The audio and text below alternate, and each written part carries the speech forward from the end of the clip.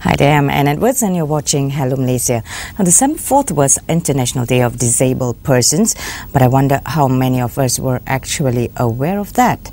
Obviously we have, and we need to do more for this group of people, and society, maybe even culture, should include the disabled in normal lives, and politicians have to stop playing lip service and draw up legislation to include them in mainstream society rather than in a marginalized group in a community. And these are the challenges facing the disabled, or Orang Kurang Upaya, or OKUs in this country, and that is our topic in this edition of Hello Malaysia. And joining me in the studio is of course my good friend and consultant, Dr. Nabisar. Hello. Welcome, Doctor, and Tunku Mazia Tunku Mokhtar, who is the sports advisor for OKUs. Welcome, ladies. Thank now, you. before we delve further into this issue, let's take a look at an interview and a package on one of the OKUs of Spastic Mother, who was at the beautiful Gates Foundation for the Disabled, among others. Let's take a look. Jaga susah sikit lah, tapi kalau dia dengar kami cakap okey lah. Kecil-kecil, masa saya tahu dia ini macam kan, saya bawa dia pergi itu private punya itu facial, tiap-tiap hari pergi. Saya tak kerja loh, jadi jaga dia tiap-tiap hari pergi 1 jam saja. And then nanti sudah lagi orang kenakan itu acupuncture. 3 hari pergi acupuncture, 3 hari pergi facial lah, hari-hari. Kalau tak ada ini macam dia keras, tak boleh mengangkat. Sekarang dia boleh mengangkat, boleh duduk sikit ini macam mana. 1 minggu 1 kali sini punya itu, dia punya itu apa, dia punya kenderaan yang untuk dia orang jalan, buat itu stretching semua bagus untuk ini budara. Dia orang senang kasih ubah sikit, dia orang kasih stretching, dia punya ini banyak kuat sikit, akan kasih dia pandai sikit. Baguslah, dia orang sudah ada pengalaman kan, dia orang buat akan slow sikit. Ini budak, dia kalau mau buat itu stretching, you kena hati senang untuk dia orang kasih main-main. Dia orang keras kan, you tak boleh paksa dia, you kena kasih main-main, nanti dia relax baru boleh buat. Kalau dia keras, you lagi keras patah tangan. Beautiful Gate Foundation for the Disabled, we started in the year 1993. So we have altogether 6 centers throughout Malaysia. Every center we got different nature in training. Like in Petaling Jaya, it's a career development center. We train disabled people to become independent in the society. But in since this year, beginning of this year, we started a children department because they are come from the poor family and also single parent family. We found that they don't have enough people. They don't have people to take care of their education. That's why since this year we set up a children department for this group of children to take care of their education and also their how to say, physical need, and because they need physiotherapists, they need people to take care of their nutrition, everything. Actually, we need more volunteers to coming in. So after this month, they will go back for their study. So hopefully we can have another group to come in to help them for this physiotherapy. It's a very important for all these children. We are not able to pay it, so that's why we need to depend on the volunteer to coming in to help this group of children. We are not asking for privileges. We are not asking for any special things. We just want our rights. We want to live in the society just like everybody, just like anyone. And this is what we want. And there was the beautiful Gates Foundation for the disabled in our country. Some of the activities and also techniques used to also nurse those who are disabled. And with me in the studio is of course Dr. Nabisar here, and also Tunku Mazia Tunku Mokhtar, who is the sports advisor for OKUs. Now, beautiful Gates Foundation, some of the activities and all that was explained there. Would you like to tell us more, probably as a follow-up to what the lady was saying? Okay, Beautiful Gates is a private organization, and I really admire the things that they have done for the disabled. You see, what we need is for the public to understand and come up and support, because right now there are so much restrictions for the disabled to move around, to get to do things that normal people do, because probably a lot of the situations around are not OKU friendly. Yeah, buses are not OKU friendly. A lot of buildings are not OKU friendly. Yeah, and this has actually impeded the movement of, you know, our friends and relatives, some of them. So therefore they find that it is so difficult to move around. But in Beautiful Gates, they find that there's a center there where they now can come and do a lot of things, because they can't move around very much. Then it has provided shelter, it has provided facilities for the children to learn computer. There's a teacher there to teach. The children cannot go to ordinary schools. And these are some of the activities that's actually being done over at Beautiful Gates. So you can see on the screen right now. I would say that these are some of the patrons at the center, and they are wheelchair bound. Most of them are, yes. The thing is, this has become a very tight-knit what they call organization, because when they cannot get help outside, especially as I say in schools or anywhere else, they come here. The people at the Beautiful Gates there look after them, you know, by giving all the things that they need. As I say, they give you know, the support system. Yeah, the support system that you need. Effective, yeah. There's a close-knit community there. Yeah, and they have volunteers coming in, you know, trainee nurses or trainee physiotherapists come in to do the practical, and it has helped bring a lot of cheer, not just in terms of emotion, but I think in terms of even movement of the children who did not have any physiotherapists before are now able to enjoy that. They're happy, and also they feel like they are achieving something.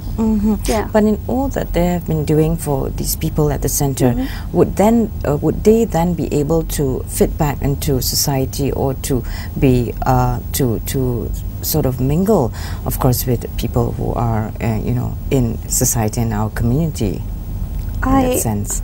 I think what they're doing there is they're giving the support system for them to be a bit independent, but not total independency. Yeah. Yeah. It's again the degree of severity. Yeah. Some of them may not be able to join, you know, others, but it gives them a chance to enjoy life as much as they can. Yeah. So is that because they are not able to fit into society, or society cannot accept these people?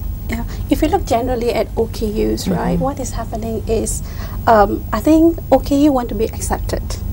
Yeah. And they don't want to be shown sympathy. Okay, they want to be given the self-respect. I think that's what is that we can help them to achieve that. Once they are emotionally can accept that, okay, you know, we are okay, we can go and do something out there, and we are giving the support system, given the support system, so they can do something out there. So they have to accept that they, you know, they are not able to do at current point of time, but given the support system they could. Right. So would it be right to also say that one of the challenges facing OKUs also because or the challenge of actually accepting themselves as OKUs, would that be one of the challenges? Yeah, that's one of the big challenge, because a person becomes OKU maybe because of birth. Yeah, and then also sometimes you are leading a normal life, maybe you meet with an accident, then you are unable to do certain things. So and especially if they're old and aged, then, you know, that can be a bit of a disability. Yes. Yeah, right. Now, what happens if they do not accept themselves as OKUs? What happens then? It is very difficult emotionally. We know, like when we are doing things and we don't accept what we are, it becomes very difficult to excel in your work or in your social life. So that's what I think it is very important for them to accept themselves, and this assistance and support system should come from the government and also from individuals like us. Yeah. How do you get them to accept themselves as OKUs? First, they have to realize that they are disabled in whatever way, right? And the thing is, I think with a lot of encouragement from parents and from friends and the support system around them, then they should actually minimize that disability. This is what they are trying to do. They are trying to show the world at large that, hello, don't look at me as a disabled. I am as able as you are. So you do not look, bring out the worst and make it big. I am already trying to fight it to show you that I can do it. You don't have to highlight the things that I cannot do, right? Because certain things I cannot do as well as you, but there are certain things I can do better than you, right? So this acceptance, does it normally take a long time? The both of you have been working with these people for some time, I believe. And so does it take a long time to actually accept themselves as OKUs and get back into society again? It depends on cases. Some of them, yes, it's quick. Some of them, it will take a bit of time. And we just were very fortunate. We were working with one case recently, about a few days ago, and he was leading a normal life, and he met with an accident. Then with his mother's support and friends' support, now he's a successful IT businessman. Yeah. And for the children, how do you work with the children? Are they easier in accepting that fact and actually moving on? Is that most acceptable among children? Yeah, I think so, because we have some children. Fortunately, for some of the children, the parents are there for them. Yeah, Right. The parents are there, and the parents realize that they must do something about it. Therefore, the children are encouraged, right? So they do not look at the disability within themselves. So to them, they are going to school with the rest of their friends who are disabled, but that means they are in a very safe environment. So they're happy. So therefore, the parents and the support system around should actually now encourage them to do more than that. That is why we have got other activities like sports and all that, where they can excel. They can actually excel because they have put their minds, their hearts and their souls into it. Like I'm sure that you would be glad or happy if most parents are like what you mentioned, like what we saw on screen right there just now. Those were the mothers of the two spastic children. Now, what would you want to appeal to the other parents who have disabled children? It is very difficult because the parents do need emotional support as well. Yes. I would appeal to the parents, please do not hide your children at home. Please bring them out, because let them lead a good life, right? There is no point trying to hide them and make them miserable, make yourself miserable. There are a lot of people who are prepared to come out and help you. Go to the right people, go to the right resources, make the child live a happy life, a comfortable life. He may not be able to do a lot of things, but he's able to do things that he doesn't realize he can do. What he's it is able to such- do, yeah. because there have been many cases where these OKU kids has been locked in the room, not Locked sent in the to and not sent to school, and these teachers, some teachers take the responsibility upon themselves, and they go and call up the parents and go to the house, trying to convince them. So I think those parents out there who are feeling embarrassed of the situation, please call OKU organization and try to get some support. Face it, because once you face it, the battle becomes easier.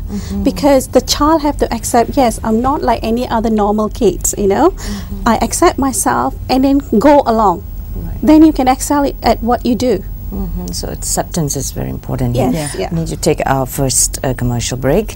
Tunku Mazia and also Dr. Nabisar will be right back shortly to discuss more about the challenges faced by OKUs in Malaysia. Stay with us on Hello Malaysia.